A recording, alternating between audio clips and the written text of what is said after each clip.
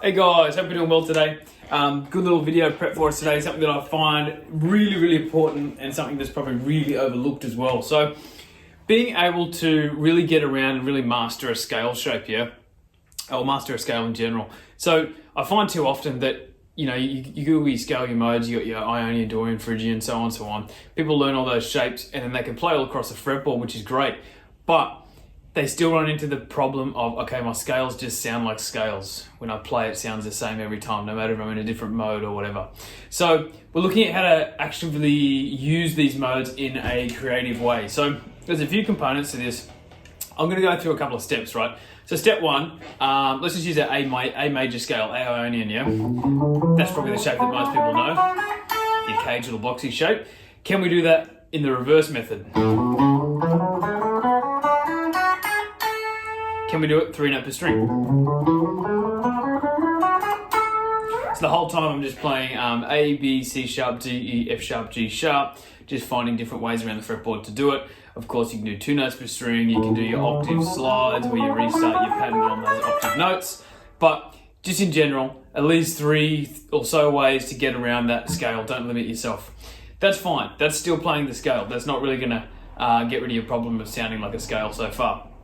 Next, though, super important, is your intervals. So intervals are one of those important things for not only for playing guitar, but compositional tools, and they instantly make your playing sound more melodic. So let's run through this. Now, I'm going to start with thirds, right? So what I'm doing is I'm playing my A major scale in thirds. And the idea of this is, okay, A is my 1. Let's find the third of that. So 1, 2, 3. There it is. So A and C sharp, that's a major third. If we go from the next note along in the scale pattern, we've got a B. We've got to find 3 notes away from that. That being the 1 now, 2, 3. So we get B and D, that's a minor third. So the majors and minors happen because of the semitones I'm using, and also because I have to stick in that key, right? I can't play another major third. Now I'm not in the A major key. So check this out, I'll play it for you.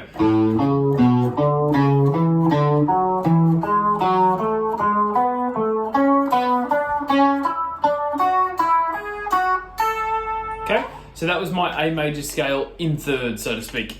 Now, we could do the same with fourths. So a fourth, same concept, just one further, right? So 1, 2, 3, 4. Okay, so A and D, that's my fourth. Watch out for the tritone there.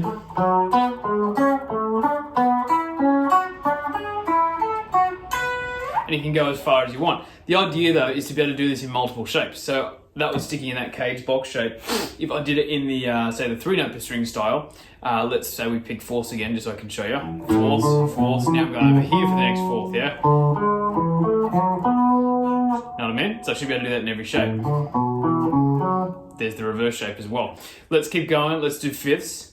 So fifths. Now, this is something important to note. It's just your power chord interval. What I mean by that is when you play a power chord, why it's called a power chord too, is it has power intervals, power notes. It's got the root, the fifth, sometimes you get an extra root on there. Now, there's nothing there that's swinging at major or minor in terms of tonality, because your major minor tonality is really determined by that third, and also the 6 and 7 have a bit of pull to it as well. So 1, 5, 1, not doing anything, or just 1 and 5. So sticking in the scale shape now, we don't just want to go, so I can do that, that's happy days. I want to try and go, okay, there's a fifth, reverse fifth. See how this is traveling now? So on, so on. And then let's go to our sixes. So on, so on. So if I can do my intervals through a scale, I'm really mastering the different parts of it. I'm trying to keep this video short, so I'm just blasting through it, but you'll get the idea. I will link tabs for anyone who wants them in the comment section down below. I'll put that at the start of the video too, so you guys can just download them and run through them. Saves me just playing through for hours on here for you. Okay, so next one. Being able to play the triads in a scale too. Very similar to intervals, because we're going major third, minor third, then another minor third, then major third, so on and so on. But I'm actually going to play the arpeggios of the scale. So A major, just the triad. I could keep going if I want. B minor, C sharp minor, D major, E major, F sharp minor. Now this one we got G sharp diminished, and back to A major. Ready?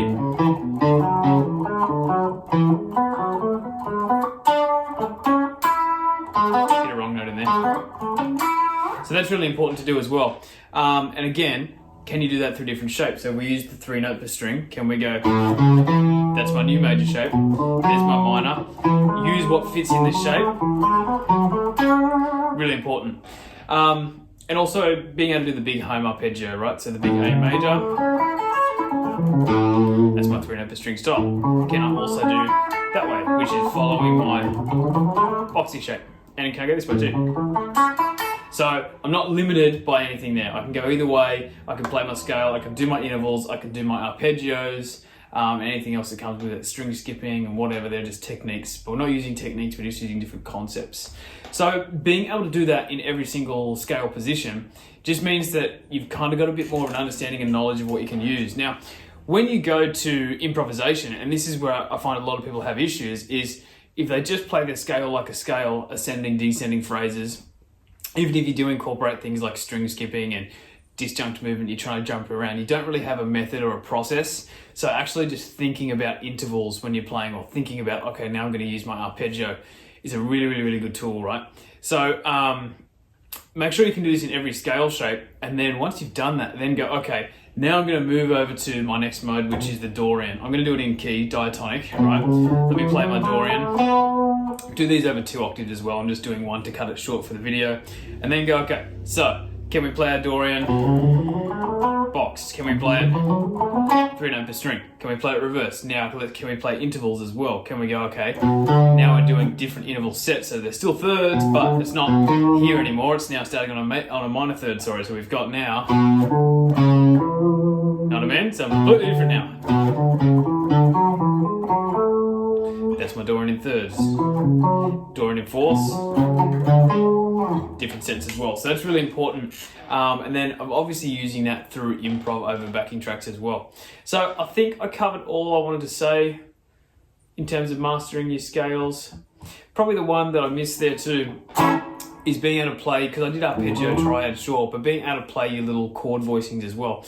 Even if you're just sticking with A, can I actually play A major? Can I play A major? These are all A majors. Now all those little triads there all came from that arpeggio shape. We've got our bar chord, we've got our first inversion, our second inversion, our root position, our first inversion. Cool. So hopefully that's short and precise and to the point. I hope that helps. I'm going to link a couple of tabs that I've written out down below in the comment section. But yeah, let me know if this helps and let me know what you guys want to see next. I did a little poll and this was what people wanted to see, more guitar technique tips and whatnot. So enjoy guys, have a good day, and I will be back soon.